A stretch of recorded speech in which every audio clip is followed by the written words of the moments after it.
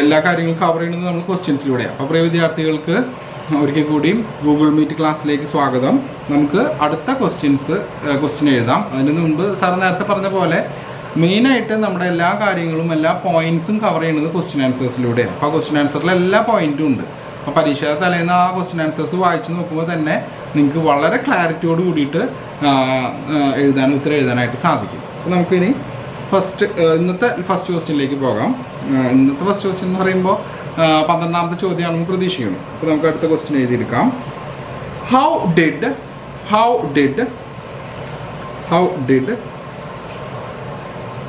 Mr.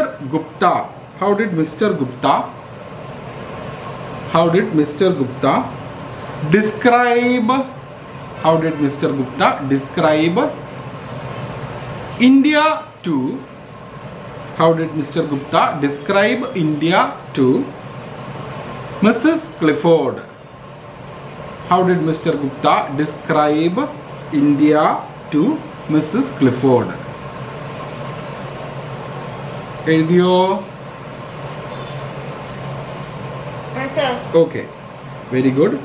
അപ്പോൾ sir എഴുതാത്തവർക്ക് വേണ്ടി ഒരിക്കൽ കൂടി ഒന്ന് ആവർത്തിക്കാം. How did Mr Gupta describe India to Mrs Clifford? Describe എന്ന് പറയുന്ന വാക്കിൻ്റെ അർത്ഥം വിവരിക്കുക എന്നാണ്. ചില ആൻസേഴ്സ് നമ്മൾ വിവരിച്ചെഴുതണം. അതാണ് ഡിസ്ക്രൈബ് എന്ന് പറഞ്ഞിട്ട് തുടങ്ങുന്ന ക്വസ്റ്റ്യൻസിനെ നമ്മൾ വളരെ വിവരിച്ചിട്ട് തന്നെ എഴുതണം. അതിന് മാർക്കിൻ്റെ വെയിറ്റേജും കൂടാൻ സാധ്യത കൂടുതലാണ്. അപ്പോൾ ഇവിടെ ചോദ്യം എന്താണെന്ന് വെച്ച് കഴിഞ്ഞാൽ, എങ്ങനെയാണ് കഥയുടെ നെറേറ്റർ ആയിരിക്കുന്ന മിസ്റ്റർ ഗുപ്ത ഇന്ത്യയെക്കുറിച്ച് മിസ്സസ് ക്ലിഫോർഡിനെ വിവരിച്ചത് എന്നാണ് ചോദ്യം. ഓക്കെ, നമുക്ക് ഉത്തരം എഴുതിയെടുക്കാം. മിസ്റ്റർ ഗുപ്ത, ഉത്തരമാണ് എഴുതണം കേട്ടോ. Mr. Gupta said that India was a beautiful country.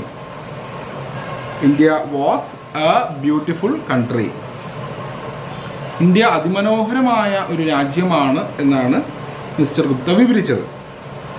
എന്നിട്ട് അതിനെ തുടർന്ന് It is not cold like England.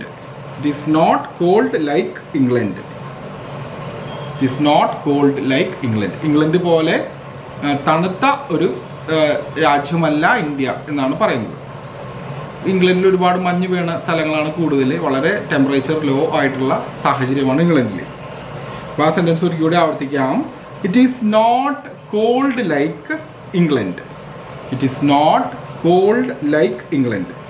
അത് കഴിഞ്ഞ് അടുത്ത വരി എഴുതിക്കോളൂ. അടുത്ത വരിയല്ല, കോമ ഇട്ടിട്ട് എഴുതിക്കോളൂ. But is somewhat hot. ചൂടുള്ള പ്രദേശങ്ങളാണ് ഇന്ത്യയിൽ കൂടുതൽ.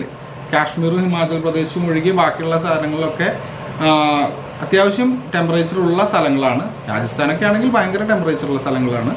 അപ്പോൾ ഇന്ത്യയുടെ ടെമ്പറേച്ചർ പൊതുവേ ഇംഗ്ലണ്ടിനെ അപേക്ഷിച്ച് നോക്കുമ്പോൾ കൂടുതലാണ് എന്നാണ് ഉദ്ദേശിച്ചിട്ടുള്ളത്. അല്ലാതെ ഡെസേർട്ട് ഏരിയകൾ പോലെയുള്ള മിഡിൽ ഈസ്റ്റ് ഭാഗങ്ങളിൽ പോലെ വളരെ ഹൈ ടെമ്പറേച്ചറേഴ്സ് അല്ല ഇന്ത്യയിൽ. ഇംഗ്ലണ്ടിനെ അപേക്ഷിച്ച് നോക്കുമ്പോൾ കൂടുതലാണ്. മിഡിൽ ഈസ്റ്റ് ഭാഗങ്ങളെ അപേക്ഷിച്ച് നോക്കുമ്പോൾ കുറച്ച് കുറവാണ്. അതായത് ഗൾഫ് രാജ്യങ്ങളൊക്കെ അപേക്ഷിച്ച് നോക്കുമ്പോൾ ടെമ്പറേച്ചർ താരതമ്യേന കുറവാണ്. അപ്പോൾ ഇന്ത്യയിൽ സംവാട്ട് ഹോട്ട് എന്ന് ഉദ്ദേശിച്ചുള്ളത് അതാണ്. ബട്ട് ഈ സംവാട്ട് ഹോട്ട് എന്ന് ഉദ്ദേശിച്ചുള്ളത് അതുകൊണ്ടാണ്. ഫുൾ സ്റ്റോപ്പ് ഇട്ടിട്ട് പിന്നെ തുടരാം. Of course there are tigers. Of course എന്ന വാക്കിൻ്റെ അർത്ഥം തീർച്ചയായും എന്നാണ് അർത്ഥം. Of course there are tigers and snakes.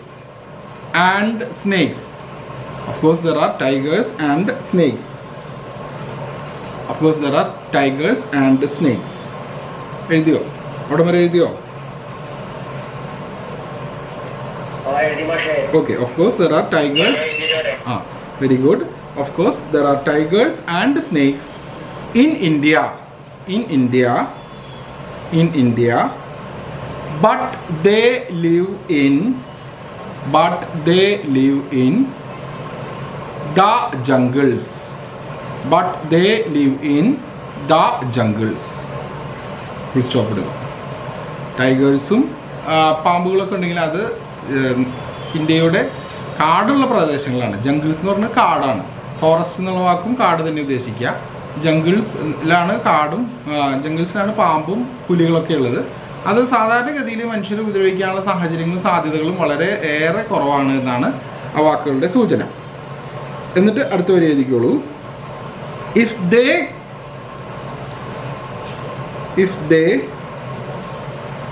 came into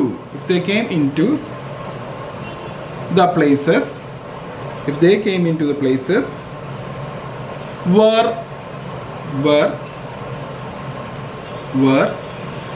people live,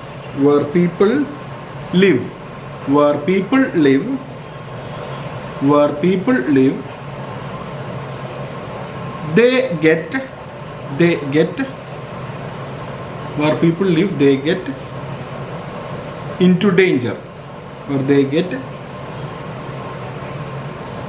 Where people live, they get into danger. ഇപ്പോൾ പുലിയൊക്കെ മനുഷ്യവാസമുള്ള സാഹചര്യങ്ങളിൽ ഇറങ്ങി കഴിഞ്ഞാൽ അവർക്കൊരു ഡേഞ്ചറാണ്. പക്ഷെ ഫോറസ്റ്റേഴ്സിനെ ഉപയോഗിച്ച് സാധാരണ രീതിയിൽ പുലിനൊക്കെ പിടിച്ച് തിരികെ ഫോറസ്റ്റിൽ കൊണ്ടുപോയി വിടുകയാണ് പതിവ്. അവിടെ വരെ എഴുതിയാ? Okay, very good. നമുക്ക് എഴുതാം, അടുത്ത് തുടർന്ന് എഴുതാം. There are അടുത്ത വരിയാണ് കേട്ടോ. There are fevers in some places. There are fevers FEVERS. Fevers എന്ന് വെച്ചാൽ പനിയില്ലേ, പനീനെയാണ് ഫീവർ എന്ന വാക്കുകൊണ്ട് ഉദ്ദേശിക്കുന്നത്. ഇവിടെ ഫീവേഴ്സ് എന്ന് ഉദ്ദേശിക്കുന്നത് ഈ പകർച്ചവ്യാധി, പനി ഉൾപ്പെടുന്ന പകർച്ചവ്യാധികളാണ് അവിടെ ഉദ്ദേശിച്ചിട്ടുള്ളത്. There are fevers in some places in India,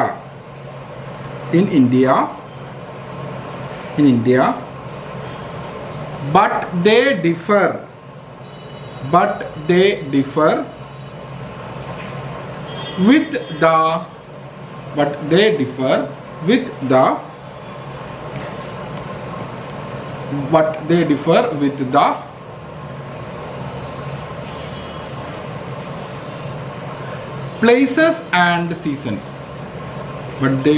with the places and seasons. എഴുതിയോ? But they differ with the places and seasons. അതായത് ചില സ്ഥലങ്ങളിൽ മാത്രമേ ഇത്തരം പകർച്ചവ്യാധികളും പനികളൊക്കെ വരാൻ സാധ്യതയുള്ളൂ. അത് പല ഘട്ടങ്ങളായിട്ട് സാധ്യതകൾ സ്ഥലങ്ങളും സാഹചര്യങ്ങളനുസരിച്ച് മാറും. എപ്പോഴും ഒരു സ്ഥലത്ത് നേരം പനിയായിട്ടുണ്ടാവില്ല. അങ്ങനെ ചില സമയങ്ങളിൽ ചില സ്ഥലങ്ങളിൽ പനി ഉണ്ടാവും എന്നാണ് ഉദ്ദേശിച്ചത്, പകർച്ചവ്യാധികൾ ഉണ്ടാവും. പക്ഷെ അത് വിചാരിച്ച് ഇന്ത്യ അപകടകരമായ ഒരു രാജ്യമെന്നൊന്നും പറയാൻ പറ്റില്ല. ക്ലിഫോർഡ് പറഞ്ഞതുപോലെ ഇന്ത്യ വളരെയധികം നല്ല ഒരു രാജ്യമാണ്, മനോഹരമായ രാജ്യമാണ്, താമസത്തിന് വളരെ സ്യൂട്ടബിൾ ആയിട്ടുള്ള രാജ്യമാണ്. അധികം ചൂടുമില്ല, അധികം തണുപ്പുമില്ല. ഇതൊക്കെയാണ് മിസ്സിസ് ക്ലിഫോർഡിനോട് മിസ്റ്റർ ഗുപ്ത വിവരിച്ചു കൊടുക്കുന്നത്. മനസ്സിലായല്ലോ? ഓക്കെ, ഇനി നമുക്ക് അടുത്ത ക്വസ്റ്റ്യൻ എഴുതാം.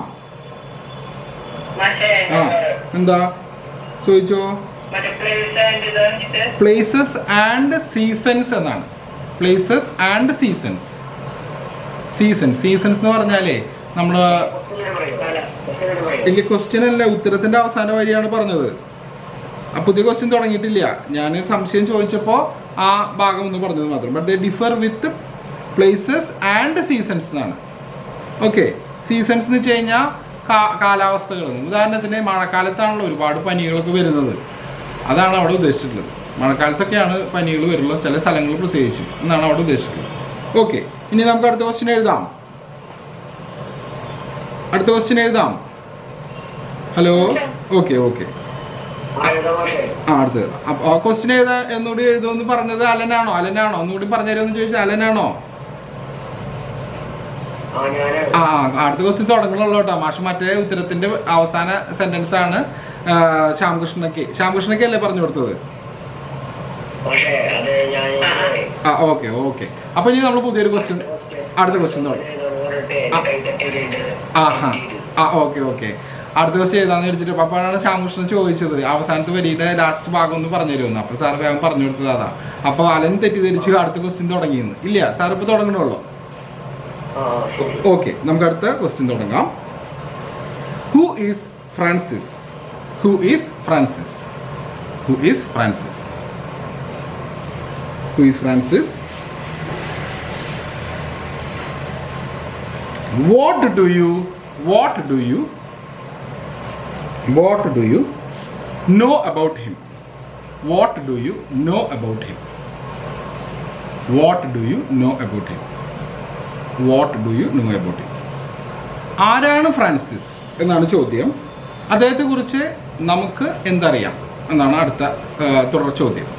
രണ്ട് ഭാഗങ്ങളായിട്ടാണ് ചോദ്യം മുന്നോട്ട് വെക്കുന്നത്. Who is Francis? ആരാണ് ഫ്രാൻസിസ്? അതുപോലെ തന്നെ ഫ്രാൻസിസിനെ കുറിച്ച് നമുക്ക് എന്തറിയാം എന്നതും കൂടിയാണ്. മനസ്സിലായല്ലോ? ഓക്കെ, അപ്പോൾ നമുക്കറിയാം ഫ്രാൻസിസ് നമ്മുടെ മാഗിയുടെ സഹോദരനാണെന്ന് നമുക്കറിയാം. നമുക്ക് ഉത്തരം എഴുതി വയ്ക്കാം. Francis or Frank. Francis or Frank is the brother, is a brother. ഒന്നുകൂടി പറഞ്ഞുതരാം. Francis or Frank. ഫ്രാൻസിസിന്റെ മറ്റൊരു പേരാണ് ഫ്രാങ്ക് എന്നുള്ളത്. അപ്പോൾ അതുകൊണ്ട് നമ്മൾ ഫ്രാൻസിസ് ഓർ ഫ്രാങ്ക് എന്ന് എഴുതി. Francis or Frank is the brother of Maggi. എഴുതിയ ഓഫ് മാഗി എന്ന് എഴുതിയ of Maggie. Okay, of Maggie, and son of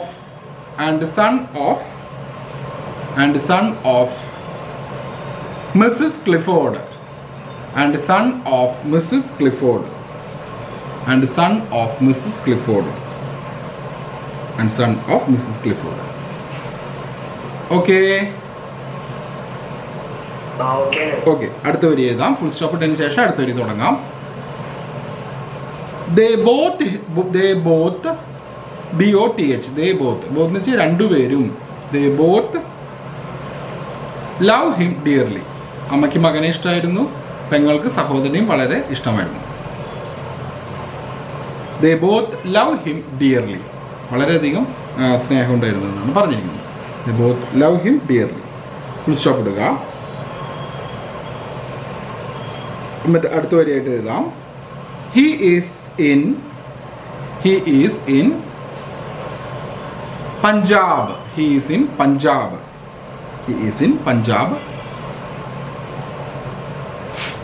In the regiment.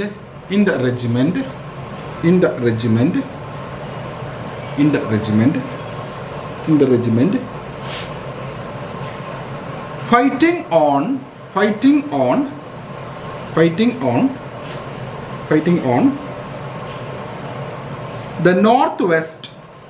on the northwest frontier. Fighting on the northwest frontier. Fighting on the northwest frontier. Northwest frontier. Northwest frontier എന്ന് പറയുന്നത് പഞ്ചാബ് ആ ഭാഗങ്ങളൊക്കെയാണ്. ഇന്ത്യയുടെ north ഭാഗം, north west, Punjab ആ ഭാഗമാണ് north west frontier എന്ന് ഉദ്ദേശിച്ചിട്ടുള്ളത്. North east ആണെങ്കിൽ ആസാം, ബംഗാൾ ആ ഭാഗങ്ങളൊക്കെയാണ് നോർത്ത് ഈസ്റ്റ്. നോർത്ത് ആണെങ്കിൽ കാശ്മീർ, സൗത്ത് ആണെങ്കിൽ കേരള, തമിഴ്നാട്. ഓക്കെ, അപ്പോൾ നോർത്ത് വെസ്റ്റ് ഫ്രണ്ടിയറിലാണ് ആര് ജോലി ചെയ്തിരുന്നത്? നമ്മുടെ ഫ്രാൻസിസിൻ്റെ മറ്റൊരു പേരെന്താണ്? ഫ്രാങ്ക്. ഓക്കെ, പഞ്ചാബിൽ ആ പ്രദേശത്താണ് അദ്ദേഹം ജോലി ചെയ്തിരുന്നത്. നമുക്ക് അടുത്ത വരി എഴുതാം. He loves his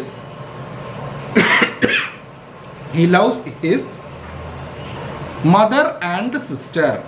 He loves his mother and sister. Full stop ഇടുക. എന്നിട്ട് ഇങ്ങനെ എഴുതൂ. He has sent her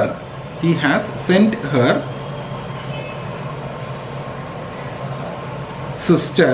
He has sent her sister A book of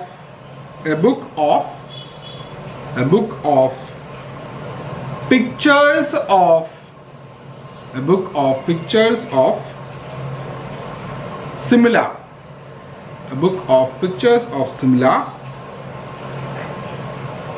and the surrounding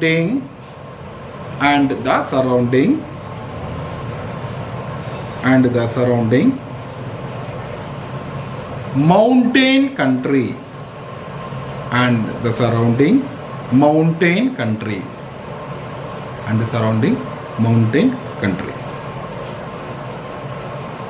എഴുതി കഴിഞ്ഞോ? അപ്പോൾ അദ്ദേഹത്തിൻ്റെ സിസ്റ്ററിനെ ഒരു ബുക്ക് അയച്ചു കൊടുത്തിരുന്നു. ആ ബുക്കിൽ സിംല എന്ന് പറയുന്നത് അതിമനോഹരമായ ഒരു ടൂറിസ്റ്റ് സ്ഥലമാണ് നോർത്ത് ഇന്ത്യയിലുള്ളത്. ഈ നോർത്ത് വെസ്റ്റ് ഫ്രണ്ടിയറിൽ അത് പെടും. അപ്പോൾ ആ നോർത്ത് ഭാഗമാണ്, ടുവേർഡ്സ് നോർത്തിലാണ് അത്. അപ്പോൾ സിംലയിൽ മനോഹരമായ ദൃശ്യങ്ങൾ ഉൾക്കൊള്ളുന്നൊരു പുസ്തകമാണ് ആരയച്ചു കൊടുത്തത്? നമ്മുടെ മാഗിക്ക് ഫ്രാൻസിസ് അയച്ചു കൊടുത്തത്. അതുപോലെ തന്നെ ചുറ്റുവട്ടത്തുള്ള വലിയ കുന്നുകളും മലകളുടെയും ഒക്കെ അതിമനോഹരമായ പ്രകൃതി രമണീയമായ ചിത്രങ്ങൾ അടങ്ങുന്ന ഒരു പുസ്തകമാണ് മാഗിക്ക് അയച്ചു കൊടുത്തത്. ആരയച്ചു കൊടുത്തത്? ഫ്രാൻസിസ് അഥവാ ഫ്രാങ്ക്. ഇനി തുടർന്ന് നമുക്ക് എഴുതാം. He is superstitious. അദ്ദേഹം എങ്ങനെയാണ്? സൂപ്പർസ്റ്റിഷ്യസ് എന്നുള്ള സ്പെല്ലിംഗ് സാർ പറഞ്ഞു തരാം, ശ്രദ്ധിച്ചോളൂ.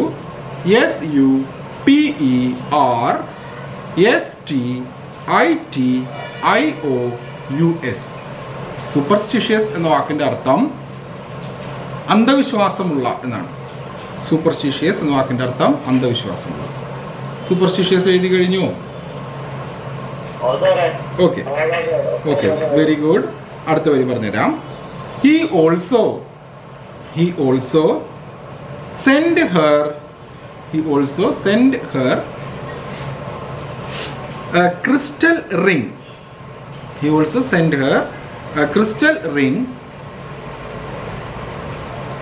Saying that it was given to him by a yogi.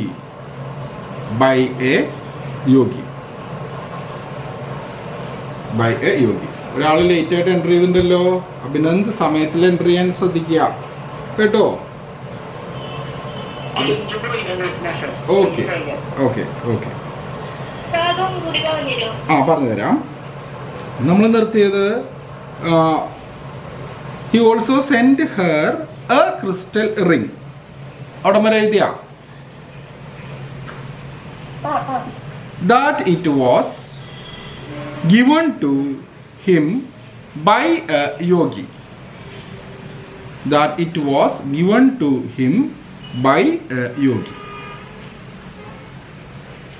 YOGI. യോഗി എന്ന് വെച്ചാൽ സന്യാസി എന്നാണ് അർത്ഥം. ഇന്ത്യയിലുള്ള സന്യാസിമാരെയാണ് യോഗി എന്നൊക്കെ വിളിക്കുന്നത്. എഴുതിയോ? ഹലോ. ഓക്കെ. അപ്പോൾ അദ്ദേഹം അന്ധവിശ്വാസം ഉണ്ടായിരുന്നു എന്ന് പറഞ്ഞല്ലോ. അപ്പോൾ അദ്ദേഹം ഒരു ക്രിസ്റ്റല് ഇന്ത്യയിലുള്ള യോഗിയുടെ കയ്യിൽ നിന്നും മാഗിക്ക് അയച്ചു കൊടുത്തു. അങ്ങനെ വിശ്വസിച്ചിട്ടാണ് അയച്ചു കൊടുത്തത്.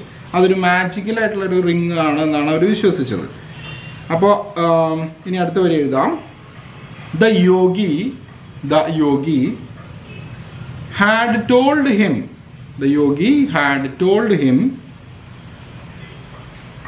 that it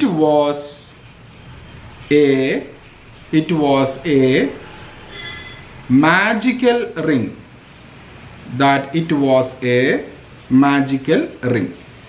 യോഗി പറഞ്ഞിരുന്നു അതൊരു മാജിക്കൽ റിംഗ് ആണ് എന്നാണ് പറഞ്ഞിരുന്നത്.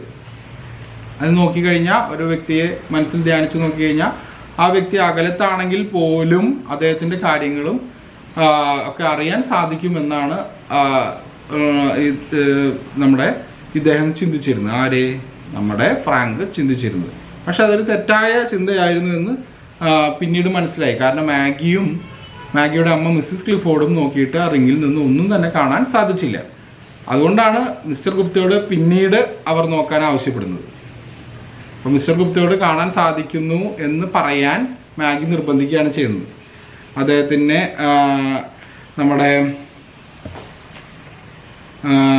നമ്മുടെ ഫ്രാൻസിസിന് ഒരു കുഴപ്പമില്ല എന്നൊക്കെ പറഞ്ഞ് ആശ്വസിപ്പിക്കാൻ പറയുകയാണ് ചെയ്യുന്നത്. ആര്? നമ്മുടെ മാഗി. ആരോട്?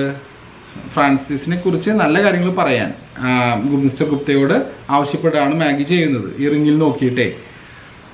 അപ്പോൾ മിസ്സസ് ക്ലിഫോർഡിന് ആശ്വാസമാവുമല്ലോ. അങ്ങനെ ആശ്വാസം ലഭിക്കുമ്പോൾ അവരുടെ ശാരീരികമായ അസ്വസ്ഥതകളിൽ നിന്നും രോഗങ്ങളിൽ നിന്നൊക്കെ ഒരു താൽക്കാലികമെങ്കിലും മോചനം ലഭിക്കാം. അപ്പോൾ അതുകൊണ്ടാണ് മിസ്റ്റർ ഗുപ്തയോട് മാഗി അങ്ങനെ പറഞ്ഞത്. ഓക്കെ, അപ്പോൾ നമ്മൾ എവിടം വരെ അവസാനം നിർത്തിയത്? മാജിക്കൽ റിംഗ് വരെയല്ലേ നിർത്തിയത്? ഓക്കെ, അടുത്ത വരി നമുക്ക് എഴുതാം. If somebody looked into the crystal, commentator, thinking of a person who is far away, thinking of a person എന്ന് വെച്ച് കഴിഞ്ഞാൽ വ്യക്തി. person spelling person, thinking of a person. പറഞ്ഞുതരാം. If somebody looked into the crystal, അവിടെ വരെ എഴുതിയാ? Okay, commentator, thinking of a person who is far away,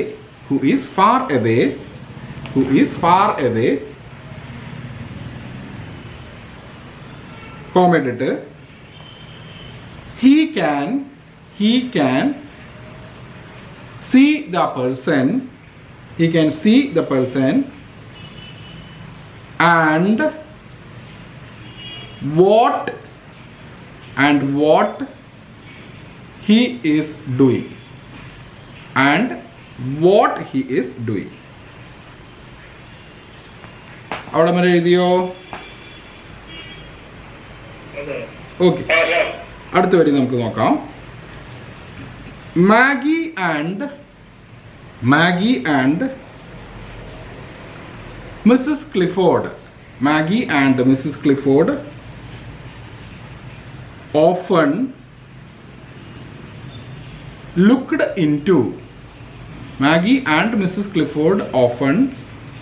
into the crystal ring, but they never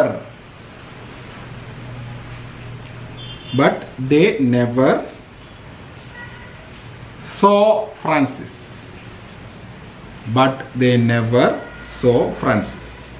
അവർ ഒരിക്കലും ഫ്രാൻസിസിനെ കണ്ടിരുന്നില്ല. But they never saw Francis.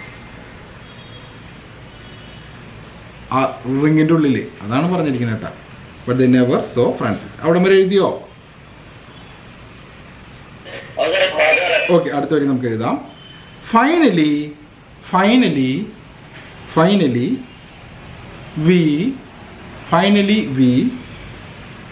come to know that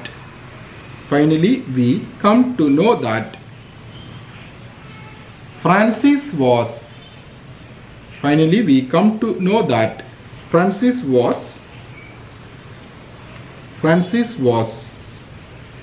killed in a war. and was buried and was buried and was buried at ഇനി പറയാൻ പോകുന്ന സ്ഥലത്തിൻ്റെ പേരാട്ടാ at Fort Monroe FORT Fort Monroe MONROE Fort Monroe കോമേറ്റിട്ട് near Dhara Khasi Khan near Dhara Khasi Khan DERAGHAZIKHAN Dhara DERA Khasi GHAZI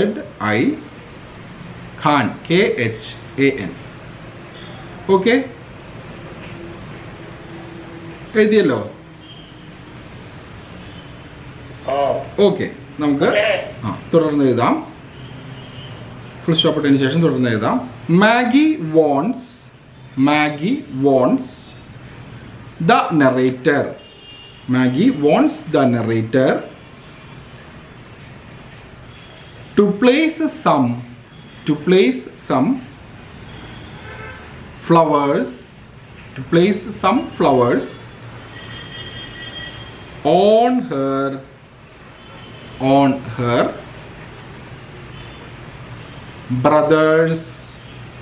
her brother's grave GRAVE on her brother's grave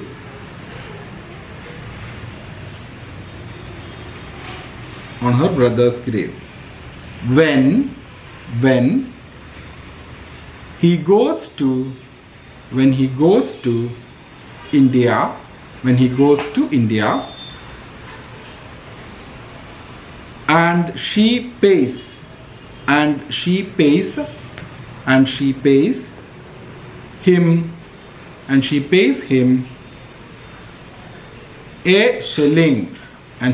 him a shilling എന്ന് വെച്ചാൽ ഒരു ഇന്ത്യയിലെ രൂപ പോലെയുള്ള ഒരു കറൻസിയാണ് ഇവിടെ നമ്മുടെ ലണ്ടനിൽ shilling for that full stop ഇടുക it is from this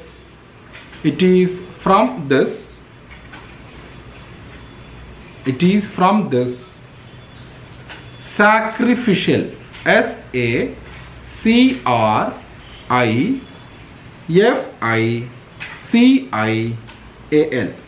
SACRIFICIAL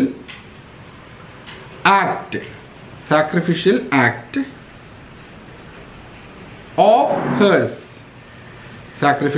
act of hers that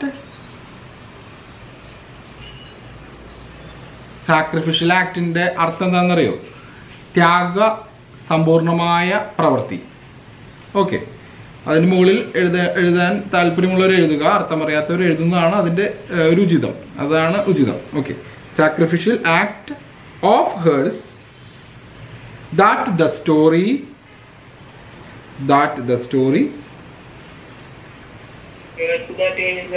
sacrificial act കഴിഞ്ഞ് ഓഫ് ഹേഴ്സ് എന്നാണ്. ആരാണ് ത്യാഗോജല പ്രവൃത്തി ചെയ്തത്? മാഗിയാണ്. അപ്പോൾ മാഗിയുടെ എന്നാണ് ഓഫ് ഹേഴ്സ് എന്ന് ഉദ്ദേശിക്കുന്നത്. ഓഫ് ഹേഴ്സ്, അവളുടെ ത്യാഗോജലമായ പ്രവൃത്തി. Of hers that the story gets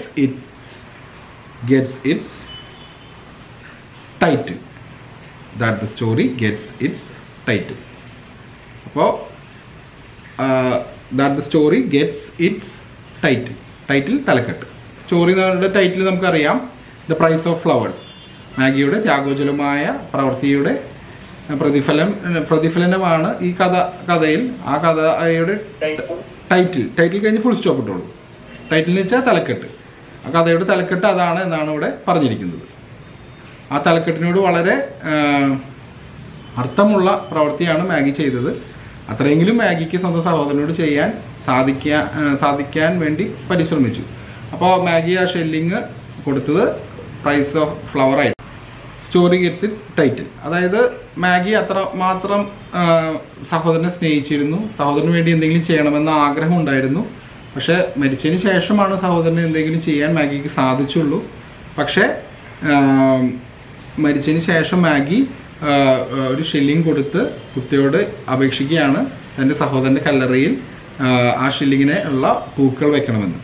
ആ പൂക്കൾ ആ പ്രൈസ് ഓഫ് ഫ്ലവേഴ്സ് എന്ന് പറയുന്ന ആ ഹെഡിങ് ഉണ്ടല്ലോ, പാഠത്തിൻ്റെ ഹെഡിങ്, അത് മാഗിയുടെ മാഗി ചെയ്യുന്ന പ്രവൃത്തിയെ സൂചിപ്പിക്കുന്നു. അങ്ങനെയാണ് ആ പാഠത്തിന് പ്രൈസ് ഓഫ് ഫ്ലവേഴ്സ് എന്ന ഹെഡിങ് തന്നെ വന്നത്. എൻ്റെ സഹോദരൻ്റെ കല്ലറയിൽ വയ്ക്കാനുള്ള പൂക്കളുടെ പൈസ മാഗിയുടെ കഠിനാധ്വാനം കൊണ്ട് നേടുന്നു. അതുപോലെ തന്നെ അത്രയും മാഗിക്ക് ചെയ്യാൻ സാധിച്ചുള്ളൂ. മാഗി ഗുപ്തയോട് റിക്വസ്റ്റ് ചെയ്യാണ് ആ കല്ലറയിൽ അങ്ങനെ വെക്കണം, അതൊരു സഹോദരിയുടെ അവകാശമാണ് എന്ന് പറഞ്ഞുകൊണ്ടാണ് ആ കഥ അവിടെ അവസാനിക്കുന്നത്. അതുപോലെ തന്നെ ആ കഥയ്ക്ക് ഒരു ടൈറ്റില് പോലും ആ പ്രവൃത്തിയുടെ പ്രതിഫലനമാണ്. ഓക്കെ, അപ്പോൾ അത് മനസ്സിലായല്ലോ. ഹലോ ഹലോ ഓക്കെ, നമ്മുടെ ചോദ്യം എന്തായിരുന്നു? ഹു ഈസ് ഫ്രാൻസിസ് എന്നായിരുന്നു ചോദ്യം. What do you know about him? അപ്പോൾ ഫ്രാൻസിസിനെ കുറിച്ച് അറിയാവുന്നതെല്ലാം നമ്മൾ വിവരിച്ചു. ഓക്കെ, ഈ ക്വസ്റ്റ്യൻ മാർജിനിൽ വെരി ഇമ്പോർട്ടൻറ്റ് ക്വസ്റ്റ്യൻ എഴുതിക്കോ. ഇത് പബ്ലിക് എക്സാമിന് ചോദിക്കാവുന്ന ചോദ്യങ്ങളിൽ ഒന്നാണ്. എഴുതിയോ? വെരി ഇമ്പോർട്ടൻറ്റ് ക്വസ്റ്റ്യൻ എഴുതിയോ? ഹലോ ഓക്കെ, നമുക്ക് സാറ് പഠിക്കുമ്പോഴെപ്പോഴും ഇങ്ങനെയാണ്. അതായത് ചില ക്വസ്റ്റ്യൻസിന് അതിൻ്റെതായ പ്രാധാന്യം കൂടുതലാവും. അപ്പോൾ സാർ അതിന് പ്രയോറിറ്റൈസേഷൻ കൊടുക്കും, അതിന് പ്രയോറിറ്റൈസ് ചെയ്യും. അതിന് കൂടുതൽ പ്രാധാന്യം ഉള്ളതുകൊണ്ട് അതിന് മാർക്ക് ചെയ്യും, അതിന് മാർജിനിൽ എഴുതി വയ്ക്കും വെരി ഇമ്പോർട്ടൻറ്റ് ക്വസ്റ്റ്യൻ. ആ ക്വസ്റ്റ്യൻ പേപ്പറിൽ കണ്ടു കഴിഞ്ഞാൽ പിന്നെ പറയണ്ട. ആ question paper model question paper sir ഉദ്ദേശിച്ചത്, അപ്പോൾ അതങ്ങനെ എഴുതി വയ്ക്കും. അപ്പോൾ നമ്മൾ പഠിക്കുമ്പോൾ പെട്ടെന്ന് ആദ്യം അത്തരം ക്വസ്റ്റ്യനുകൾ ആദ്യം പഠിച്ചെടുക്കും, പഠിക്കുന്ന സമയത്ത്, പരീക്ഷയ്ക്ക് വേണ്ടി പഠിക്കുന്ന സമയത്ത്. അങ്ങനെയൊക്കെ നമ്മളൊരു സ്മാർട്ട് വർക്കാണ്. ഹാർഡ് വർക്കിനേക്കാളും പരീക്ഷയിൽ കൂടുതൽ സ്കോർ ചെയ്യാനായിട്ട് ആവശ്യകത. സ്മാർട്ട് വർക്ക് വളരെ ഹാർഡായിട്ട് നമ്മൾ ചെയ്യേണ്ടി വരും. അതാണ് അതിന് ഇമ്പോർട്ടൻസ്. അത് നമ്മൾ there is no substitute for hard work എന്ന് പറയില്ലേ. അതുകൊണ്ട് സ്മാർട്ട് വർക്ക് വളരെ ഹാർഡ് വർക്കായിട്ട് ചെയ്യേണ്ടി വരും, ഹാർഡായിട്ട് ചെയ്യേണ്ടി വരും. എന്നാൽ നമുക്ക് മാക്സിമം സ്കോർ ചെയ്യാനായിട്ട് സാധിക്കും. അപ്പോൾ ഈ ക്വസ്റ്റ്യൻ മാർജിനിൽ വെരി ഇമ്പോർട്ടൻറ്റ് ക്വസ്റ്റ്യൻ എഴുതുക. അപ്പോൾ ഈ ക്വസ്റ്റ്യനിൽ ഒരുപാട് പോയിന്റ്സ് നമ്മൾ കവർ ചെയ്തു പാഠത്തിനെ കുറിച്ച്. അപ്പോൾ ഇനി നമുക്ക് അടുത്ത ക്വസ്റ്റ്യൻ എഴുതിയെടുക്കാം. അടുത്ത ക്വസ്റ്റ്യൻ പറയുന്നതിന് മുമ്പ് സാറിന് ഒരു കാര്യം പറയാനുണ്ട്. സാറിന് ഒരു കറക്ഷൻ ഉണ്ട്, ഒരു തിരുത്തുണ്ട്. അതായത് സാർ മുന്നത്തെ ഏത് ക്ലാസ്സുകളിൽ, ഗൂഗിൾ മീറ്റ് ക്ലാസ്സുകളിൽ ഇങ്ങനെ പറയണ്ടായി മാഗി നന്നായി പിയാനോ വായിക്കുന്ന വ്യക്തിയാണ് എന്നാണ് പറഞ്ഞത്. സത്യത്തിൽ പിയാനോ അല്ല, വയലിൻ എന്ന് പറയുന്ന ഇൻസ്ട്രുമെൻ്റാണ് മാഗി വളരെ സ്പെഷ്യലൈസ്ഡ് ആയിട്ടുള്ളത്. വയലിൻ എന്താണെന്ന് നിങ്ങൾക്ക് അറിയാമല്ലോ, ഒരു ഗിത്താർ പോലത്തെ ഒരു ഇൻസ്ട്രുമെൻ്റ് ആണ്. അതിനൊരു ബോ ഉണ്ടാവും. ആ ബോ കൊണ്ട് വയലിൻ്റെ സ്ട്രിങ്സിന് റബ് ചെയ്യുമ്പോൾ വളരെ മനോഹരമായ നോട്ട്സ് പുറപ്പെടുവിക്കപ്പെടും. അതിനെക്കുറിച്ച് അറിയാവുന്നവർ റബ് ചെയ്യുമ്പോൾ നല്ല കാതുകൾക്ക് നന്നായി ആസ്വദിക്കാവുന്ന രീതിയിലുള്ള നോട്ട്സ്, മ്യൂസിക്കൽ നോട്ട്സാണ് പുറത്തു വരിക. അപ്പോൾ അതാണ് വയലിൻ എന്ന് പറയുന്ന ഇൻസ്ട്രുമെൻറ്റ്. സാറ് പറഞ്ഞ കറക്ഷൻ നിങ്ങളെല്ലാവരും ശ്രദ്ധിച്ചു എന്ന് കരുതുന്നു. ഓക്കെ, നമുക്ക് അടുത്ത ചോദ്യത്തിലേക്ക് കടക്കാം. ഓക്കെ, അടുത്ത ക്വസ്റ്റ്യൻ എഴുതല്ലേ? ഓക്കെ, അപ്പോൾ അടുത്ത ക്വസ്റ്റ്യൻ എഴുതിയെടുക്കാം. Describe the incident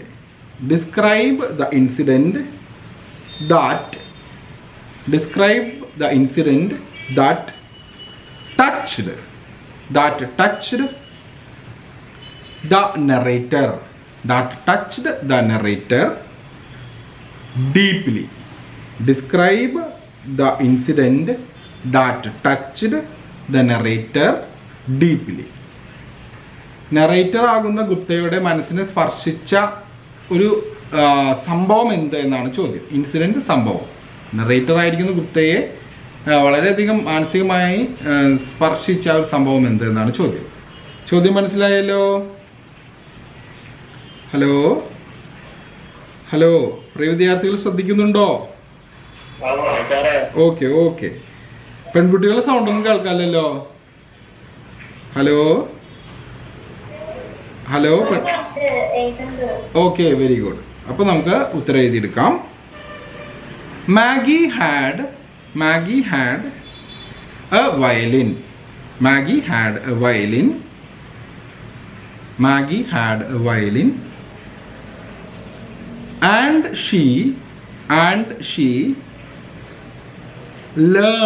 and she learned to play some songs. And she learned to play some songs with her own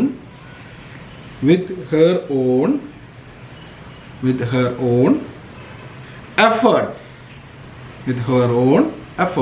Efforts spellings are പറഞ്ഞു തരാം, ശ്രദ്ധിച്ചോളൂ. EFFORTS. എഫേർട്സ് എന്ന് വെച്ചാൽ കഠിനാധ്വാനം എന്നാണ് അർത്ഥം. ഒന്നുകൂടി പറഞ്ഞുതരാം. ആ എഫേർട്ട് എന്നുള്ള വാക്കാണോ വേണ്ടത്, അത് ഫുൾ സെന്റൻസ് വേണോ? വാക്ക്. EFFORTS.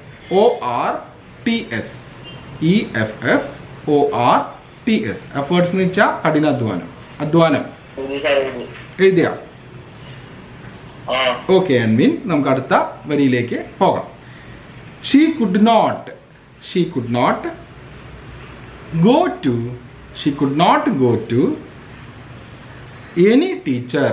She could not go to any teacher to learn violin.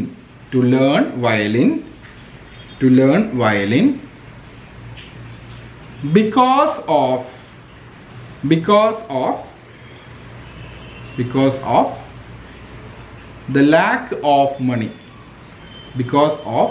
the lack of money.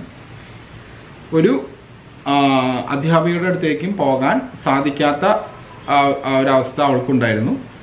കാരണം അവൾക്ക് പൈസ ഉണ്ടായിരുന്നില്ല. ലാക്ക് ഓഫ് മണി എന്ന് വെച്ചാൽ പൈസ ഇല്ലാത്ത അവസ്ഥ കൊണ്ട് ഒരു ട്യൂഷനോ വയലിൻ പഠിക്കാനുള്ള ഒരു മാർഗം അവൾക്ക് ഉണ്ടായിരുന്നില്ല. ആരും കീഴിൽ ശിഷ്യത്വത്തിൽ പഠിക്കാൻ സാധിച്ചില്ല. അവൾ തന്നെ പഠിക്കുകയാണ് ചെയ്തത്. തനിയെ എഫേർട്സ്, താൻ കഠിനാധ്വാനം കൊണ്ട് ചില പാട്ടുകൾ ആ വയലിൻ ഉപയോഗിച്ച് വായിക്കാൻ പഠിക്കുകയാണ് ചെയ്തത്. ഓക്കെ, അവിടെ വരെ എഴുതിയോ? ഹലോ. Okay, very good. നമുക്ക് തുടർന്ന് എഴുതാം. Her mother knows that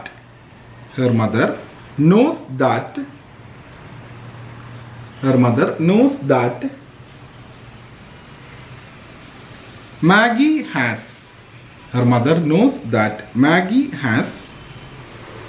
talent.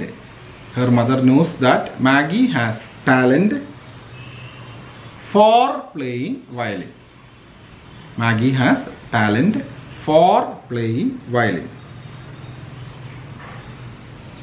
Full stop ഇടുക. She tells the narrator. അവിടെ വരെ എഴുതിയോ?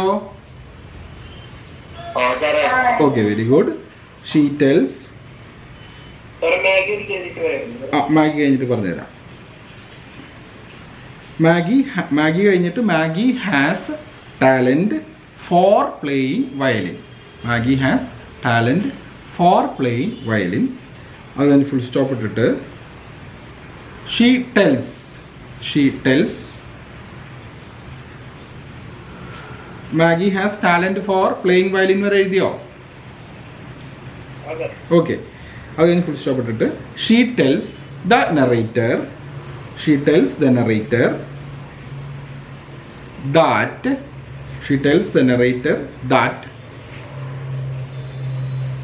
if ever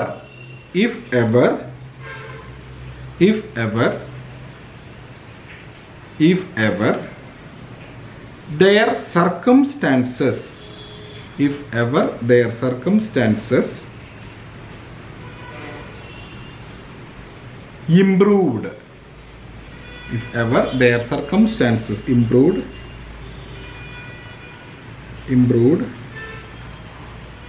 she would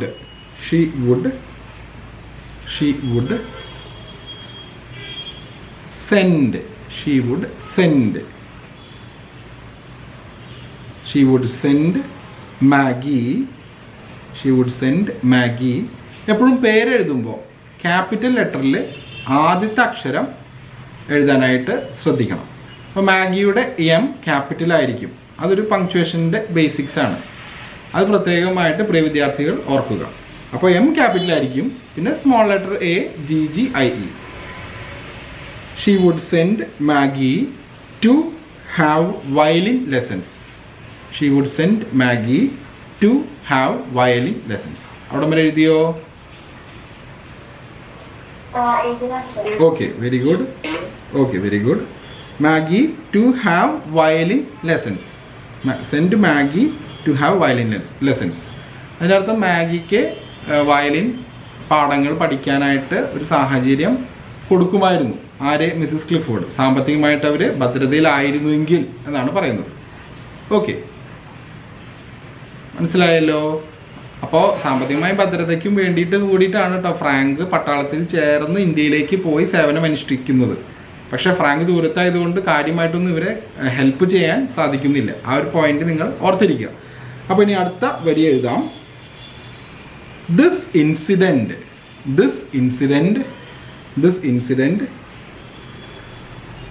deeply touched the narrator's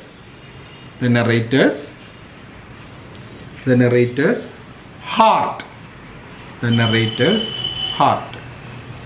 This incident deeply touched the narrator's heart. എഴുതിയോ? അവിടെ വരെ എഴുതിയോ? ഓക്കെ. അപ്പോൾ ഈ സാഹചര്യം നമ്മുടെ നെറേറ്റർ ആയിരിക്കുന്ന മിസ്റ്റർ ഗുപ്തയുടെ ഹൃദയത്തിനെ വളരെയധികം സ്പർശിച്ചു. അദ്ദേഹത്തിന് വളരെ വിഷമായി. ഒരുപാട് കഴിവുണ്ടായിരുന്നു അവൾക്ക് ഈ മ്യൂസിക്കൽ ഇൻസ്ട്രുമെൻ്റ് പഠിച്ചെടുക്കാൻ. പക്ഷെ അത് പഠിക്കാനുള്ള അവസരം സാമ്പത്തികമായ ഭദ്രതയില്ലാത്ത അവസ്ഥ നിഷേധിച്ചു. സാമ്പത്തികമായ ബുദ്ധിമുട്ട് കാരണം അവൾക്കത് പഠിക്കാൻ സാധിച്ചില്ല. അതിൽ വളരെയധികം വേദന അവളുടെ അമ്മയ്ക്കുണ്ടായിരുന്നു. അമ്മ അങ്ങനെ പറയുകയും ചെയ്തു, സാമ്പത്തികമായ ഭേദഗതി അവൾക്കുണ്ടായിരുന്നെങ്കിൽ ഞാൻ നന്നായി അവളെ ഈ വയലിൻ പഠിക്കാനായിട്ടുള്ള സാഹചര്യം ഒരുക്കി കൊടുക്കുമായിരുന്നു. ഒരു അധ്യാപകന് കീഴിൽ അത് പഠിച്ചെടുക്കാനുള്ള സാഹചര്യം കൊടുത്തേനെ. പക്ഷേ അത് പറ്റാത്തൊരവസ്ഥയാണ് ഞങ്ങളുടെ എന്ന് വേദനയോടുകൂടി അമ്മ പറഞ്ഞു. അപ്പോൾ ഈ ഒരു സാഹചര്യം ഭയങ്കരമായിട്ട് നമ്മുടെ മിസ്റ്റർ ഗുപ്തയെ വേദനിപ്പിച്ചു. കാരണം മിസ്റ്റർ ഗുപ്തയ്ക്ക് അറിയാം മാഗിക്ക് നന്നായി ഇത് വായിക്കാനായിട്ടുള്ള കഴിവ് ഉണ്ട്. വയലിൻ എന്ന് പറയുന്ന മ്യൂസിക്കൽ ഇൻസ്ട്രുമെൻ്റ് വായിക്കാനായിട്ടുള്ള കഴിവുണ്ട് എന്ന് മിസ്റ്റർ ഗുപ്തയ്ക്ക് അറിയാം. അവളുടെ കഠിനാധ്വാനം കൊണ്ട് കുറേ പാട്ടുകളൊക്കെ, സംഗീതത്തിൻ്റെ കുറച്ച് നോട്ടുകളൊക്കെ അവൾ വായിച്ചു. അപ്പോൾ അതൊന്ന് മനസ്സിലായി അവൾക്ക് നല്ല കഴിവ് ഈ മേഖലയിലുണ്ട്, ഈ മ്യൂസിക്കൽ ഇൻസ്ട്രുമെൻ്റ് വായിക്കാനുള്ള കഴിവുണ്ട്. പക്ഷേ അത് പ്രോത്സാഹിപ്പിക്കാൻ ഉള്ള രീതിയിലൊരു ക്ലാസ് കൊടുക്കാൻ, ഒരു അധ്യാപകൻ്റെ കീഴിലൊരു ക്ലാസ് കൊടുക്കാനുള്ള സാമ്പത്തിക ശേഷി അവർ കുടുംബത്തിന് ഇല്ലാതെ പോയതിൽ വളരെയധികം വേദനിച്ചു. അപ്പോൾ ആ ഒരു സാഹചര്യം, ഒരു സംഭവമാണ് മിസ്റ്റർ ഗുപ്തയുടെ ഹൃദയത്തിനെ വളരെയധികം തൊട്ടത്, വളരെയധികം വേദനിപ്പിച്ചത്. അപ്പോൾ നമ്മൾ ആ ക്വസ്റ്റ്യനും എഴുതിയെടുത്തു. അതിൽ നിന്ന് ഒരുപാട് പോയിന്റ്സ്, ആ ക്വസ്റ്റ്യനിൽ നിന്ന് ഒരുപാട് പോയിന്റ്സ് നമ്മൾ കവർ ചെയ്തു. അപ്പോൾ പ്രിയ വിദ്യാർത്ഥികൾക്ക് എല്ലാ ദിവസവും ഞാൻ രാവിലെ, ഞായറാഴ്ച ഒഴികെയുള്ള എല്ലാ ദിവസങ്ങളും രാവിലെ തന്നെ വാട്സപ്പ്, നമ്മുടെ ഫസ്റ്റ് ഇയർ വാട്സപ്പ് ഗ്രൂപ്പിൽ, കോമൺ ഗ്രൂപ്പിൽ ഞാൻ ഇംഗ്ലീഷ് ക്ലാസ്സുകൾ പോസ്റ്റ് ചെയ്യുന്നുണ്ട്. നിങ്ങൾ ശ്രദ്ധിക്കാറുണ്ടോ? അത് കാണാറുണ്ടോ? ഹലോ ഹലോ പ്രിയ വിദ്യാർത്ഥികളെ ശ്രദ്ധിക്കുന്നുണ്ടോ? ഞാൻ ചോദിക്കുന്നത് ശ്രദ്ധിക്കുന്നുണ്ടോ? ഓക്കെ. സാറ് പോസ്റ്റ് ചെയ്യുന്ന ആ വീഡിയോസ് കുറച്ചെങ്കിലും പേര് കാണാറുണ്ടോ? ഓക്കെ. ഓക്കെ. അപ്പോൾ അത് നമ്മുടെ പാറ്റേൺ ക്വസ്റ്റ്യൻസിൻ്റെ വീഡിയോസാണ് സാറ് പോസ്റ്റ് ചെയ്യുന്നത്. ആ പാറ്റേൺ ക്വസ്റ്റ്യന് 40% മാർക്കുകളുണ്ട് നമ്മുടെ എക്സാമിന്. അപ്പോൾ അതുകൊണ്ടാണ് സാറ് അത് എല്ലാ ദിവസവും പോസ്റ്റ് ചെയ്യണത്. അതിലെ പാറ്റേൺ ക്വസ്റ്റ്യൻസ് എന്ന് പറയുമ്പോൾ നമ്മുടെ formal letter, letter to editor, job application letter, അതുപോലെ തന്നെ പ്രൊഫൈല്, പ്രസിക്ക് മുൻപ് കോംപ്രിഹെൻഷൻ പാസേജ്, അതുപോലെ തന്നെ announcement, interview pattern, debate pattern, ഇതൊക്കെ വളരെ പ്രാധാന്യം കൂടുതലുള്ള ചോദ്യങ്ങളാണ്. അപ്പോൾ അത് നമ്മൾ തീർച്ചയായിട്ടും പഠിച്ചെടുക്കണം. അത് നമ്മൾ പഠിച്ചില്ലെങ്കിൽ നമ്മുടെ മാർക്ക് കൂടുതൽ കിട്ടാനുള്ള സാഹചര്യം കുറയും. കാരണം അതിൽ ഒരുപാട് ക്വസ്റ്റ്യൻസ് ഉണ്ടാവും. അപ്പോൾ അതുകൊണ്ടാണ് സാർ എല്ലാ ദിവസവും രാവിലെ തന്നെ നമ്മുടെ ഫസ്റ്റ് ഇയർ വാട്സപ്പ് ഗ്രൂപ്പിൽ പഴയ വീഡിയോ ക്ലാസ്സുകളാണ് കേട്ടോ അതൊക്കെ. ആ പഴയ വീഡിയോ ക്ലാസ്സുകൾ, വീഡിയോ ഷൂട്ട് ചെയ്തിട്ടുള്ള പഴയ വീഡിയോ ക്ലാസ്സുകൾ സാർ എല്ലാ ദിവസവും ഇട്ട് തരുന്നത് നിങ്ങൾ അത് പഠിക്കാൻ വേണ്ടിയിട്ടാണ്. കാരണം അത് വളരെ വളരെ ഇമ്പോർട്ടൻ്റ്. 20 മിനിറ്റൊക്കെയാണ് ഒരു ക്ലാസ് ഉണ്ടാവുള്ളൂ. കാരണം അങ്ങനെയുള്ള ക്ലാസ്സുകൾ, ചെറിയ ക്ലാസ്സുകളാണ്, വീഡിയോ ക്ലാസ്സുകളാണ്. അപ്പോൾ ആ ക്ലാസ്സുകൾ ദയവ് ചെയ്ത് പ്രിയ വിദ്യാർത്ഥികൾ പഠിക്കുക. അത് സിമ്പിളായിട്ട്, വളരെ സിമ്പിളായിട്ട് ലാംഗ്വേജിലാണ് പറഞ്ഞു തന്നിട്ടുള്ളത്. അപ്പോൾ അത് ഒരു പ്രാവശ്യം അറ്റൻഡ് ചെയ്താൽ തന്നെ നിങ്ങൾക്ക് സിമ്പിളായിട്ട് പ്രസൻറ്റ് ചെയ്യാൻ ഉത്തരക്കടലാസിൽ പ്രസൻറ്റ് ചെയ്യാൻ സാധിക്കും. അതിന് വലിയ മാർക്ക് വെയിറ്റേജ് നിങ്ങൾക്ക് ലഭിക്കുകയും ചെയ്യും, നന്നായി സ്കോർ ചെയ്യാനായിട്ട് സാധിക്കുകയും ചെയ്യും. അപ്പോൾ ദയവായിട്ട് പ്രിയ വിദ്യാർത്ഥികൾ അത് പഠിക്കണം. അതുപോലെ തന്നെ നമ്മൾ മുന്നത്തെ ആദ്യത്തെ ഒരു 3 പാഠം ഞാൻ വീഡിയോ ക്ലാസ് ആയിട്ടാണ് പഠിപ്പിച്ചിട്ടുള്ളത്. അതിൻ്റെ വീഡിയോയും കൂടിയും നമ്മുടെ ഫസ്റ്റ് ഇയർ ഫോക്കസ് ഏരിയ എന്ന് പറയുന്ന ഒരു പ്ലേലിസ്റ്റ് ഉണ്ട് ആ യൂട്യൂബ് ചാനലിൽ. അപ്പോൾ ഫസ്റ്റ് ഇയർ ഫോക്കസ് ഏരിയ പ്ലേലിസ്റ്റിൽ നമുക്ക് ഇക്കൊല്ലം പഠിക്കേണ്ടതായ എല്ലാതും ഉണ്ട്. അപ്പോൾ ആ first year focus area playlist ദയവായി പ്രിയ വിദ്യാർത്ഥികൾ പഠിക്കാനായിട്ട് ശ്രദ്ധിക്കേണ്ടതാണ്. ഓക്കെ, അത് നിങ്ങൾ ചെയ്യില്ലേ, നിങ്ങൾ പഠിക്കില്ലേ? Hello, okay okay. പെൺകുട്ടികളൊന്നും പറഞ്ഞില്ല, പഠിക്കില്ലേ? ഓക്കെ ഓക്കെ, അത് വെരി ഗുഡ്, അത് പഠിക്കണം. ആൺകുട്ടികളും പെൺകുട്ടികളും പഠിക്കണം. അപ്പം നന്നായി സ്കോർ ചെയ്യാനായിട്ട് സാധിക്കും. പിന്നെ അതുപോലെ തന്നെ ആ പാറ്റേൺ ക്വസ്റ്റ്യനുകളിൽ ഒരു സെഗ്മെൻ്റ് ഉണ്ട്, ജനറൽ ഗ്രാമർ എന്നുള്ള രീതിയിൽ ഉണ്ട്. ജനറൽ ഗ്രാമറിൽ ഈ വെർബ് സബ്ജക്റ്റ് വെർബ് എഗ്രിമെൻ്റ് ആണ് വരുന്നത്. അതുപോലെ തന്നെ നൗൺ, ഡിഫറെൻറ്റ് നൗൺസിൻ്റെ യൂസേജുകളൊക്കെയാണ്. അത് പഠിക്കണം, പഠിക്കേണ്ട എന്നല്ല പറഞ്ഞ്. അതിൻ്റെ വെയിറ്റേജ് കമ്പാരിറ്റീവ്ലി കുറച്ച് കുറവാണ് ജനറൽ ഗ്രാമർ സെഷനിലുള്ളത്. പക്ഷേ എങ്കിലും അത് ഇമ്പോർട്ടൻറ്റ് തന്നെയാണെന്നുള്ള കാര്യം പ്രിയ വിദ്യാർത്ഥികളോട് പ്രത്യേകമായിട്ട് ഓർമ്മിപ്പിക്കുന്നു. അപ്പോൾ എല്ലാ ദിവസവും നമ്മുടെ ഫസ്റ്റ് ഇയർ വാട്സപ്പ് ഗ്രൂപ്പിൽ ഇടുന്നതാണ് നിങ്ങൾ ഏറ്റവും ഫോക്കസ് ചെയ്ത് പഠിക്കേണ്ടത്. പിന്നെ ഞാൻ പറഞ്ഞല്ലോ പ്ലേലിസ്റ്റ് ഉണ്ട്, focus area of +1 English classes എന്ന് പറഞ്ഞിട്ട്. ആ ഫോക്കസ് ഏരിയ പ്ലേലിസ്റ്റ് എന്തായാലും നിങ്ങളെല്ലാവരും പഠിക്കണം. ഓക്കെ, അപ്പോൾ സാറ് ഇനി അറ്റൻഡൻസ് എടുക്കുകയാണ്. അറ്റൻഡൻസ് ഇന്ന് വരാത്തവരുടെ പേര് ഒരിക്കൽ കൂടി വിളിക്കാം. അവർ വന്നിട്ടുണ്ടെങ്കിൽ അറ്റൻഡൻസ് മാർക്ക് ചെയ്യാൻ വേണ്ടിയിട്ടാണ്. അരുൺ PC വന്നിട്ടുണ്ടോ? അരുൺ PC വന്നിട്ടില്ല, ആബ്സെൻ്റ് മാർക്ക് ചെയ്യാണ് കേട്ടോ. മിഥുൻ AM വന്നിട്ടുണ്ടോ? ഇല്ല. മുഹമ്മദ് ഷാ വന്നിട്ടില്ല. പ്രമദ്നാഥ് വന്നിട്ടുണ്ടോ? ഇല്ല. പ്രണവ് വന്നിട്ടുണ്ടോ? ഷിഹാസ് വന്നിട്ടുണ്ടോ? ഇല്ല. ശ്രീലാൽ വന്നിട്ടില്ല അല്ലേ? ഓക്കെ.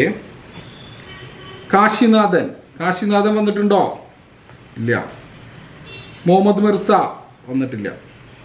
സൈനുദ്ദീൻ താഹ വന്നിട്ടില്ല. നമുക്ക് 65-67 വിദ്യാർത്ഥികളുടെ അടുത്താണ് നമ്മുടെ രണ്ട് ക്ലാസ്സുകളിലായിട്ടുള്ളത്. അതായത് BCBFും FHWയും കൂടിയിട്ട്. അപ്പോൾ അതിൽ കുറച്ച് പേര് മുടങ്ങിയിട്ടുണ്ട്. കഴിയുന്ന ക്ലാസ്സുകളൊന്നും മുടങ്ങാം. ഷഹബാസിന്റെ പേര് വിളിച്ചില്ലല്ലോ. ഷഹബാസിനെ അറ്റൻഡൻസ് മാർക്ക് ചെയ്തിട്ടുണ്ട് കേട്ടോ. ഓക്കെ, അപ്പോൾ കഴിയുന്ന ക്ലാസ് അഭിനന്ദിന്റെ മാർക്ക് ചെയ്തിട്ടുണ്ട്. ഞാൻ വിളിച്ച പേരുകൾ മാത്രമാണ് ആബ്സെന്റ് മാർക്ക് ചെയ്തിട്ടുള്ളൂ കേട്ടാ. അഭിനന്ദ് വന്നല്ലോ, അഭിനന്ദൻ മാർക്ക് ചെയ്തിട്ടുണ്ട് കേട്ടാ. Okay okay. അപ്പോൾ പ്രിയ വിദ്യാർത്ഥികൾ കഴിയുന്നതും ക്ലാസ് മുടങ്ങാതെ അറ്റൻഡ് ചെയ്യുക. അപ്പോൾ അറ്റൻഡ് ചെയ്യുമ്പോൾ അതിൻ്റെതായ ഫ്രൂട്ട്ഫുൾ ആയിട്ടുള്ള റിസൾട്ട് നിങ്ങൾക്ക് ലഭിക്കും. അപ്പോൾ അത്രത്തോളം പറഞ്ഞ് സാർ ഇന്നത്തെ ക്ലാസ് അവസാനിപ്പിക്കുകയാണ്. Thank you my dear students. Welcome dear students. Welcome dear students. Welcome dear students. Welcome.